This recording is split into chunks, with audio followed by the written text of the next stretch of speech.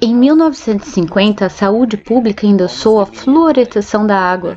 Quase que imediatamente houve um movimento nacional contra a fluoretação da água, que foi comandado pelo Dr. George Walbot. Nós todos deveríamos conhecer esse nome. Ele foi o primeiro físico a alertar sobre a reação alérgica colateral e mortal da penicilina. Foi um dos primeiros a nos informar sobre os perigos de enfisema ao fumar. Ele viu em seu consultório, em Michigan, pessoas vindo com essas doenças inexplicáveis como gastrite, dor nas costas, fadiga muscular, dores de cabeça. E ele descobriu que era de pequenas doses de flúor.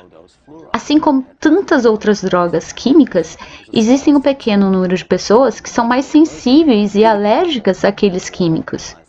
E ele conduziu uma série de experimentos onde as pessoas tomavam sem saber água fluoretada. E ele notou as reações que ocorriam. E rapidamente o nome dele, ao invés de ser visto como esse gigante da saúde pública, compromissado a preservar e assegurar a saúde pública, alguém que nos alertou sobre a penicilina e o tabaco, de um momento para o outro, ele se tornou essa figura marginalizada e criticada por sua oposição ao flúor. E isso é algo que via acontecer mais e mais e mais vezes. Como médico ou dentista, alertar as pessoas sobre o flúor é fatal à sua carreira. Nós não conhecemos o nome do Dr. George Walbot, porque ele foi sucumbido pela administração da saúde pública devido à sua oposição ao flúor. Nos anos 90, o cientista toxicologista sênior, conselheiro do Escritório de Serviços de Água do EPA, disse que os testes onde eles davam flúor a animais de laboratório para testar a relação com câncer foram conclusivos e, de fato, ratos que tomavam flúor tiveram câncer nos ossos e nos rins. E aqueles resultados foram adulterados para fazerem aparecer que o flúor não tinha causado tanto câncer. I've been in the toxicology business looking at studies of this nature for nearly 25 years. And I've never seen that. Never ever seen where every single endpoint that was a cancer endpoint had been downgraded. I'd seen one or two endpoints argued over, usually on a definition of what is a cancer in that particular tissue. But I've never seen every one of them downgraded. I found that very suspicious. O Dr. Marcos foi despedido. E ele foi despedido e um juiz federal julgou a sua demissão devido à sua vocalização à oposição ao flúor. Hoje teremos o Dr. Paul Conniff. E nós somos realmente sortudos, afortunados e todas essas boas palavras por tê-lo aqui hoje falando conosco. Porque o país está sedento e privado de sua sabedoria. Dr. Conniff, por favor. Eu concordei em ser um conselheiro neste caso. Acredito que é importante trazer ética de volta à política e também à ciência, é claro. Pois bem, é um tanto perigoso para mim falar aqui nesta apresentação apoiada pelo Sem Censura, porque o outro lado está com a corda no pescoço. Em relação à ciência, eles não podem provar que a fluoretação é efetiva e eles não podem demonstrar que a fluoretação é segura. Então eles procuram por deturpação, eles procuram por distração, uma tática de desvio. Uma das técnicas que eles vêm usando com sucesso durante os anos é pintar os oponentes à fluoretação como lunáticos, como teoristas da conspiração. Então, por estar aqui hoje, com certeza eles vão querer usar essa desmoralização e usar isso contra mim. Mas a minha atitude nessa tarde é acreditar que a maioria das pessoas que estão aqui são pessoas que vão olhar para as evidências, vão olhar para as evidências científicas e se permitir ser levado, seja lá onde for, que as evidências irão te levar. Seja isso a queda das Torres Gêmeas, seja lá que você acredite que estrangeiros conseguiram se safar de uma bola de fogo e conseguiram pousar seguramente um monte de destroços para depois serem presos. Ou seja, você precisa perseguir questões dessas origens, porque com certeza a mídia norte-americana não faz isso, pois eles temem onde as evidências irão levá-los. E esse debate de fluoretação vem desde os anos 50. E já naquela época, os representantes políticos já estavam dizendo que este debate estava fora de questão. Agora, isso é um tremendo choque para um cientista, porque nenhum caso científico está para sempre fora de debate para as ciências. Você tem que sempre considerar e levar em conta que uma verdade inconveniente ou um fato desagradável pode destruir uma bela teoria. Tudo em ciências é uma teoria, e você tem que sempre manter a noção de que a qualquer momento as teorias podem ser desafiadas. Einstein pensou que só teria uma única lei que nunca seria refutada, e essa era a segunda lei da termodinâmica. Pois bem, um pouco sobre a minha experiência. Eu não queria esse problema. Eu fui solicitado 3 vezes no final dos anos 80 e início dos anos 90 para pegar esse caso. Por alguém em Ontário, no Canadá, por outro em Washington, nos Estados Unidos, e outro também nos Estados Unidos, no estado de Ohio. E eu me recusei. E o motivo é porque eu estava incrivelmente ocupado.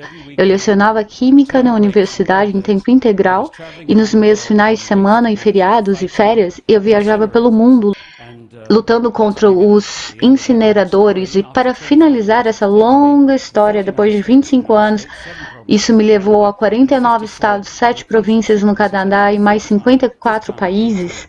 Essa está sendo a 5ª vez que venho à Nova Zelândia. Então, estava super ocupado. Então, não queria mais nenhum problema. E, principalmente, não queria mais nenhum outro problema que iria me estigmatizar. Algo que iria convencer as pessoas que eu estava passando dos limites. Então, um belo dia, minha mulher veio com um chá e um monte de papéis, colocou tudo na mesa e disse: "Meu querido, você pode ler isso, por favor?" E eu perguntei: "O que é isso?" Ela disse: "Fluoração." E eu disse: "De maneira alguma, leve isso para longe, essas pessoas são doidas." Mas, sendo minha mulher, diferente daquelas outras 3 pessoas, eu não consegui me livrar dela. E ela disse: "Você tem que ler isso." E eu disse: "Por quê?" Ela disse: "Você vai ter uma reunião esta noite na prefeitura e eles vão considerar se nós vamos continuar a fluoração ou não. E eu nem sabia que nós tínhamos flúor na água. E eu quero que você me diga se eu tenho que apoiar a continuar ou se eu devo votar para parar com isso." Porque ela sempre está envolvida politicamente, localmente lá. Então, ok, eu disse: "Lerei." Mas quando eu comecei a ler aqueles papéis, a única coisa que eu tinha na minha mente era que eu iria conseguir persuadir minha mulher o mais rápido possível que as pessoas opostas à fluoretação eram de fato doidas e assim poderíamos continuar com nossas vidas. E uma das coisas que eu achei que eles confundiam era fluoreto e flúor. Flúor é o elemento mais explosivo e reativo da tabela periódica, e onde fluoreto na espécie química é totalmente não reativo. Isso seria como comparar sal com cloro, por exemplo. Então eu vi claramente que eles não tinham cometido esse erro, e acabou que o fluoreto é extremamente reativo da perspectiva biológica, e os primeiros oponentes à fluoração nos Estados Unidos eram bioquímicos que usavam fluoreto para envenenar enzimas em seus experimentos. Então eles não eram lunáticos. E daí teve uma outra coisa que me alertou: o quão incrivelmente baixo é o nível de fluoreto no leite materno. E, de fato, é extremamente baixo. É 0,00004 partes por milhão. E isso significa que se você está vivendo em uma comunidade onde a água é fluorada, 1 parte por milhão, um bebê de leite em pó está tomando 250 vezes mais do que o nível de um bebê de leite materno. 25.000% a mais que um bebê de leite materno. Agora pondere por um momento. O que é o leite materno? Ele é o fruto do que a natureza desenvolveu após milhões de anos de evolução para que fosse a melhor refeição para um mamífero e para um ser humano. E como especialista em biologia química, esta é a minha principal especialidade, é bioquímica, Você fica incrivelmente impressionado com a química da natureza, como é incrível, para que nós possamos gerar a química que sai para nós a temperatura ambiente e pressão atmosférica a cada microsegundo, mantendo todas as 10.000 reações químicas do corpo humano, sempre na mesma temperatura, dizendo que só pode desviar por meio grau de cada temperatura. Esta química incrivelmente complicada, operando com um enorme ciclo de mecanismos de retorno, e por aí vai. Nós precisaríamos de um complexo do tamanho da Nova Zelândia para reproduzir essa alquimia. E daí, um bando de tolos da Associação de Odontologia dos Estados Unidos sabem mais do que a própria natureza do ser humano sabe para um desenvolvimento saudável? E vem com a proposta que já na época eu achei totalmente absurda e 15 anos mais tarde continuo considerando ultrajante, totalmente absurda, e isso considerando todas as evidências que tomamos conhecimento nos últimos 15 anos.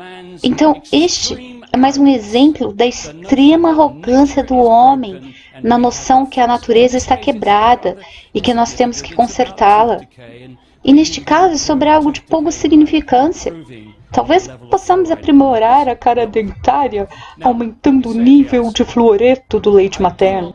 Então, deixe-me dizer desde já, eu não acho que a fluoretação é o pior dos desafios que temos neste planeta. Existem problemas muito piores. Mas a boa notícia para isso é que este é o mais simples para se solucionar. Tudo o que você precisa é de um punho forte. Você só precisa fechar a torneira. Quando o interesse político estiver no lugar, é fácil terminar com isso. Quando eu fui para a reunião com a minha mulher naquela época, eu disse para ela, isso vai ser super fácil. Quando eles ouvirem sobre o que eu li essa tarde, não há como eles continuarem com isso.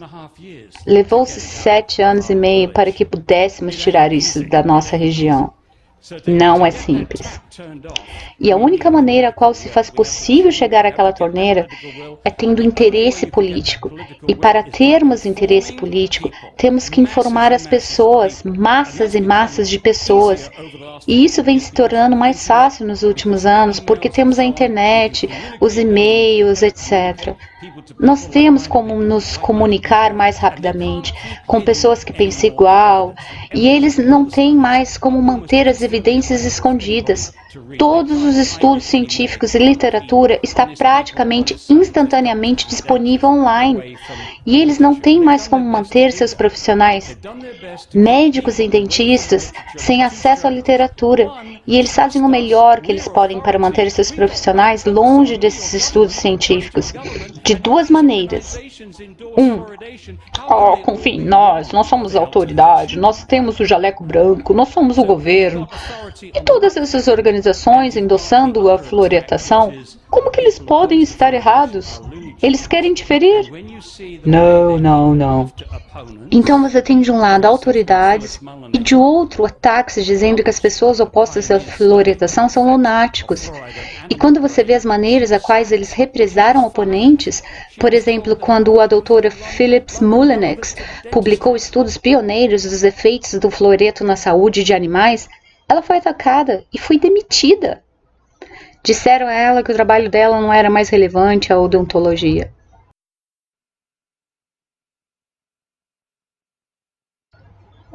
Os primeiros 2 capítulos do livro falam sobre a história da doutora Phillips Mullinex, que era chefe superior do Instituto de Pesquisa de New Forsyth de Toxicologia Odontológica. Ela ajudou a criar uma tecnologia nova para estudar a toxicidade neurológica de agentes químicos, que se chamou um sistema padrão computadorizado de reconhecimento. Resumindo, a tecnologia da doutora Mullinex tirou fotos e vídeos de animais que receberam baixas doses de agentes químicos e eles usaram o computador para reconhecer as distorções de padrões de comportamento quando os animais recebiam os químicos.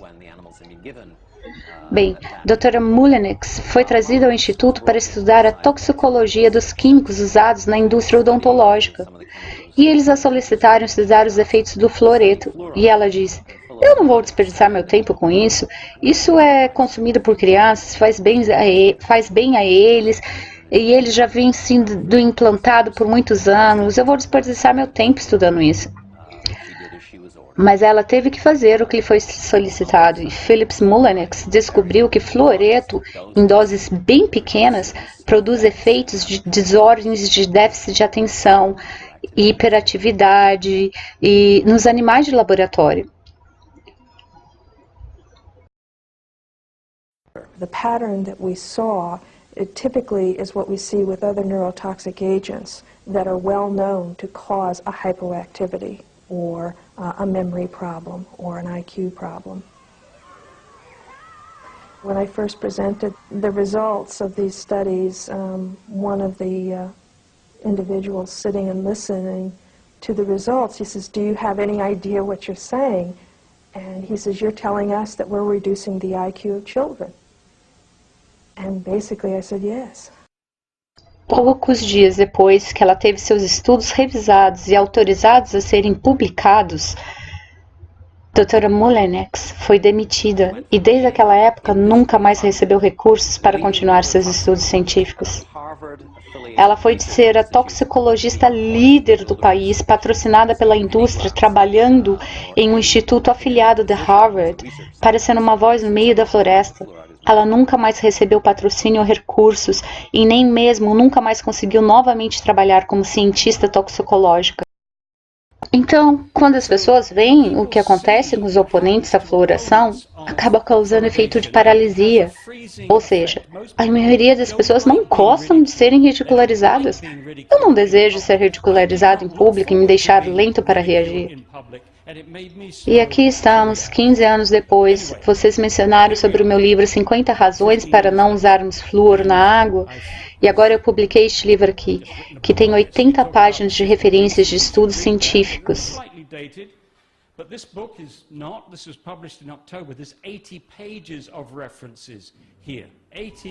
Para mim, isso são 15 anos da minha vida.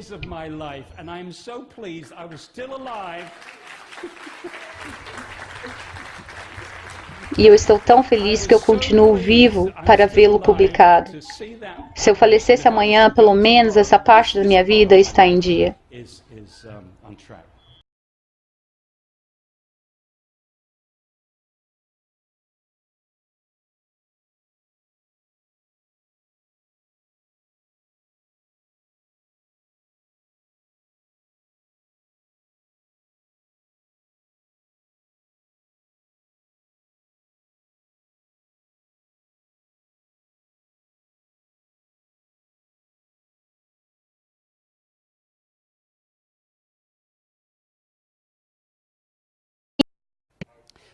Então, hoje falaremos que a fluoração é uma prática pobre, é ineficiente, é antiético, as evidências de qualquer benefício é muito fraca. E isso foi uma grande surpresa para mim, porque eu achei que o problema estaria ao redor da segurança. Eu estava esperando que as evidências que isso diminuía a cárie dentária fosse forte, mas não é. É incrivelmente fraca.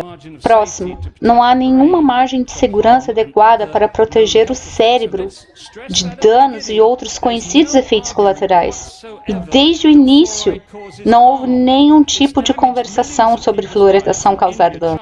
Já danificou a vida de milhões de pessoas na Índia, China, partes da África, México, onde há elevados níveis de ocorrências naturais de flúor na água. Vidas de pessoas vêm sendo arruinadas, danifica os seus ossos, danifica seus cérebros e o sistema endocrinológico. Então, essa não é a dúvida. A dúvida é, existe um espaço suficiente entre as doses que causaram danos na Índia, China, partes da África e México e as doses que nós normalmente teremos em uma comunidade fluoretada? E esse espaço é suficiente para proteger a todos? A todas as pessoas, incluindo os bem jovens, os bem velhos, as pessoas com má funcionamento de rins, e por aí vai. Eu lhe mostrarei enfaticamente de que não há uma margem de segurança. Próximo. Por que o Ministério da Saúde neozelandês continua forçando a fluoretação? A pergunta de milhões de dólares. E, por último, os próximos passos. E aí é onde você entra, porque isso tudo é inútil. Se você for embora daqui hoje e disser... eu vi uma boa apresentação de cara americano hoje, Paul alguma coisa, e ele foi bem convincente de que a fluoretação é uma péssima prática.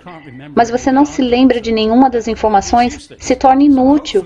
Então, esperançosamente, se for de alguma forma útil, ele será para te armar, para te fornecer a munição para que você possa vencer essas discussões. Você pode ganhar esses argumentos com seus amigos, você pode vencer essas discussões em encontros públicos e etc. Prática pobre da medicina. Nos anos 30, teve um experimento onde eles colocaram iodo na água de beber para lutar contra boiço, coita, e outros aspectos da função da tireoide. E não funcionou, porque se uma pessoa ingerir muito iodo, ela desenvolve hipertiroidismo. Então eles pararam com isso. Então eles adicionaram flúor à água, iniciando em 1945, e desde então eles nunca mais usaram o sistema de distribuição de água para nenhum outro medicamento. Nada. Nenhum outro. E por que isso? Porque esta é uma ferramenta manca. Sim, você pode ter os seus engenheiros controlando a concentração de flúor no tratamento de água, mas você não tem como controlar a dose. É isso que o machuca. Não é a concentração, mas sim a dose. E a dose depende do quanto litros de água que você bebe. É concentração vezes volumes. É miligramas por litro, vezes números de litro.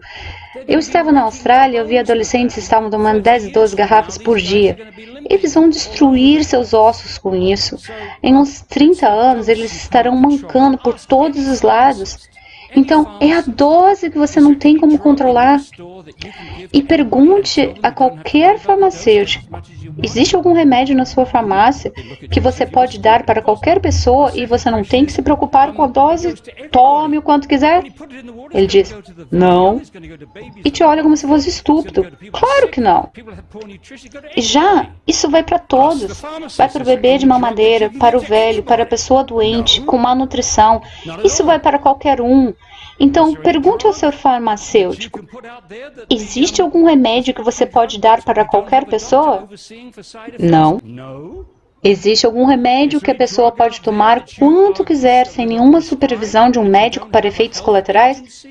Não. Existe algum remédio disponível que não tenha nenhum agente de saúde pública fiscalizando efeitos colaterais? Não. Existe, praticamente, quase nenhum estudo em países que colocam flúor em suas águas. Talvez 1 ou 2 aqui. Eles simplesmente não estão olhando para isso. Ele não é um nutriente. Existem pessoas que ainda dizem que é nutriente, mas na verdade não existe nenhum processo bioquímico no corpo que precise de flúor. Para demonstrar que algo é nutriente essencial, você tem que tirá-lo totalmente do animal. E se for um nutriente, ele desenvolverá uma doença pela falta daquele nutriente. Que nem quando eles cortaram totalmente o consumo de vitamina C dos velhos marinheiros britânicos. Eles desenvolveram escorbuto. E é por isso que foram apelidados de limões, lembram-se? Limões porque eles chupavam limão para a vitamina C. Mas a maneira que eles descobriram escorbuto foi identificando que tem este específico nutriente que eles não estavam consumindo. Mas nenhum animal tem deficiência de flúor. Ele não é um nutriente, mas é claro, como já mencionei, ele é extremamente tóxico. Ele interfere com as enzimas e proteínas G. É um pouco complicado, mas basicamente elas são as responsáveis em carregar mensagens entre as membranas. Portanto, não é algo com o qual você quer interferir.